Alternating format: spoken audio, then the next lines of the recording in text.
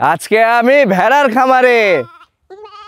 আমি মোটামুটি 15 থেকে 17 বছর হচ্ছে আমার ভেড়া চাষ করার পালন করা সময়। এর ভিতরে আমি সবচেয়ে একটা বড় কাজ করেছি, এটাই হলো যে ভেড়া না থাকলে হয়তো আমার হতো না। আমি একটা বাড়ির জায়গা কিনেছি একদম মেন রোডের ধারে, আমার বাসার সঙ্গেই একটা জমি কিনেছি 15 লাখ টাকা দিয়ে। এইটাই আমার সবচেয়ে সফলতা, এই ভেড়া বসে। শুধু ভেড়া থেকেই? এই ভেড়ার থেকেই। আজকে আমি এসেছি এমন একটি ভেড়ার খামারে, যে খামারি ভাই দীর্ঘ 18 বছর ধরে ভেড়া পালন করছেন এবং তার রয়েছে প্রায় 80 থেকে 85টি ভেড়া। এবং আজকে আমি আপনাদেরকে দেখাবো তিনি কিভাবে এই অনেক বেশি সংখ্যক ভেড়ার পরিচর্যা করেন এবং তিনি কিভাবে এই ভেড়া পালন থেকে লাভ করছেন। আজকের ভিডিওতে আপনাদেরকে আমি দেখাবো। আপনারা যারা ভেড়ার খামার দেওয়ার পরিকল্পনা করছেন তাদের জন্য আমার পরামর্শ হলো, আপনারা প্রথমে বাজার গবেষণা করবেন, চাহিদা অনুযায়ী জাত নির্বাচন করবেন এবং সঠিক বাসস্থান এবং সঠিক খাদ্য চাহিদা নিশ্চিত করুন। মনে রাখবেন, সঠিক পরিকল্পনা এবং কঠোর পরিশ্রম আপনাকে সফলতা এনে দেবে। আসসালামু আলাইকুম। এখন আপনাদের সাথে আমি পরিচয় করে দেব এই ভেড়া খামারের মালিকের।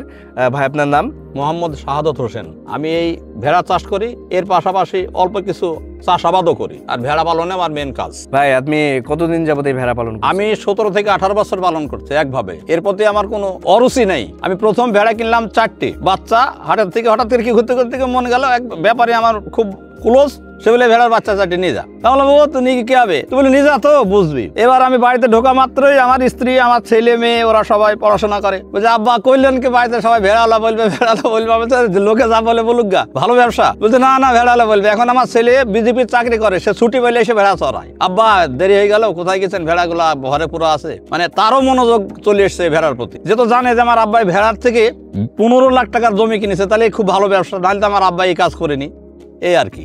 শাহাদত ভাই, প্রথমে এই ভেড়া পালন করার আগ্রহটা কোথা থেকে জন্ম নিল? প্রথম অবস্থায় আমি যখন ছোট ছিলাম, আমার দাদা আমার আব্বাকে পৃথক করে দিল। আমরা তখন 4 ভাই বোন। তো আমাদের ভেড়া ছিল দেশি ভেড়ার। ওই সময়তে আমার আব্বা বলতে যে আব্বা তুমি ওই ভেড়াগুলো একটু চড়াবা আর স্কুলে যাবা। কিন্তু আমি ওই ভেড়ার প্রতি আমার মহব্বত ছিল না, আমি চড়াইও নি ঠিক মতো। ওই ভেড়াগুলো আস্তে আস্তে সব মারা গেছিল। আমার এই ছোট অনুভূতিটা বড় হলে মনে কাজে লাগলো যে আমি ভেড়া পুষি, দেখবো কি অবস্থা। এই বলে আমার ভেড়া পোষার মন সিদ্ধান্ত। শাহাদাত ভাই, আপনি তো দীর্ঘ 18 বছর ধরে ভেড়া পালন করছেন, তো এই 18 বছরে কি কি সফলতা পেলেন? সফলতা বলতে আমি প্রথম সফলতা, আমার 15 লাখ টাকার একটা বাড়ির জায়গা কিনেছি আমার পাশেই, একদম আমার বাড়ির সঙ্গেই রোডের ধারে। এটাই আমার মেন সফলতা। এবং আমার একটা ছেলে একটা মেয়ে, এদের সবাই মাস্টার্স শেষ করে, ছেলে বিজেপি চাকরি করে, মেয়েকে জামাই চাকরি করতে দেয়নি, জামাই সাব ইন্সপেক্টর ফুডের, উনি চাকরি করে।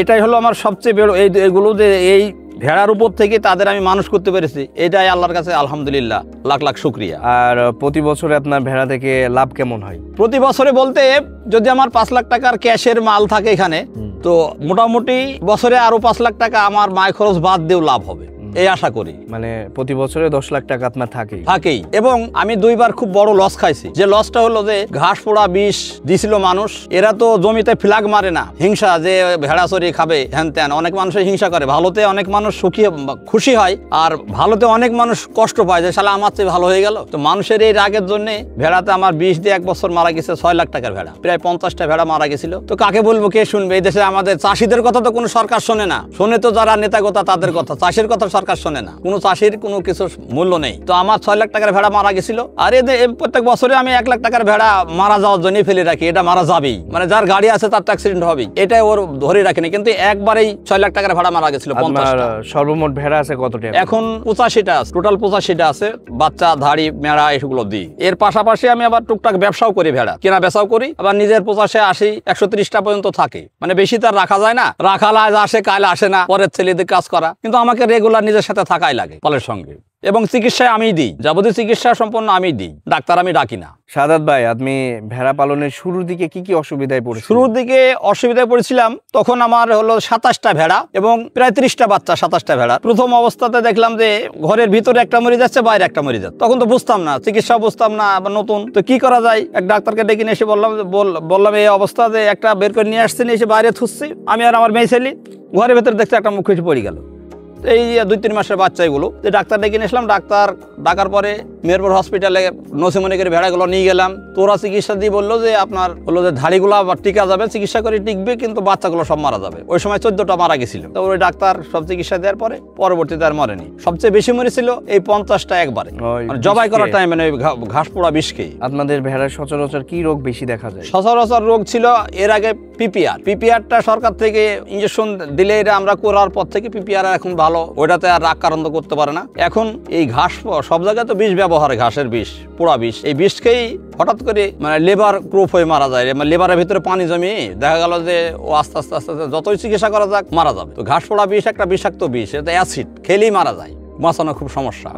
আর কোনো সেরকম রোগ বালাই হয় না? আর বেশি এমন রোগ হয় না, জ্বর হলে ওগুলো সারা যায়। মানে জ্বর হলে দেখা গেল মাঠে আসলে খাচ্ছে না, কি ব্যাপার জ্বর এসছে, ওকে হয়তো ইঞ্জেকশন করলাম বা ওষুধ খাওয়ালাম, ও মোটামুটি এক সপ্তাহের মধ্যে ঠিক হয়ে যায়। কিন্তু ঘাস পোড়া বিষ খেলে আপনার 1 মাসের মধ্যে মারা যাবে, ও সুস্থও হবে না, আস্তে আস্তে আস্তে তো লাড়ি নষ্ট হয়ে যায়, যদি লেবারে পানি জমে যায় তারপরে মারা যায়। মাংস খাওয়াও যায় না ওই অসুখটা হলে, আচ্ছা, লেবার ক্রপ হলে।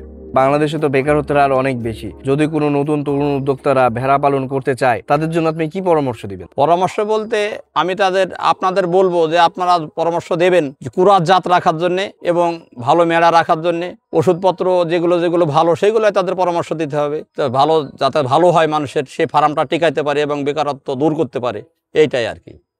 ওনারা কোন কোন দিকগুলো খেয়াল রাখলে সফলতা পাওয়ার সম্ভাবনা অনেক বেশি?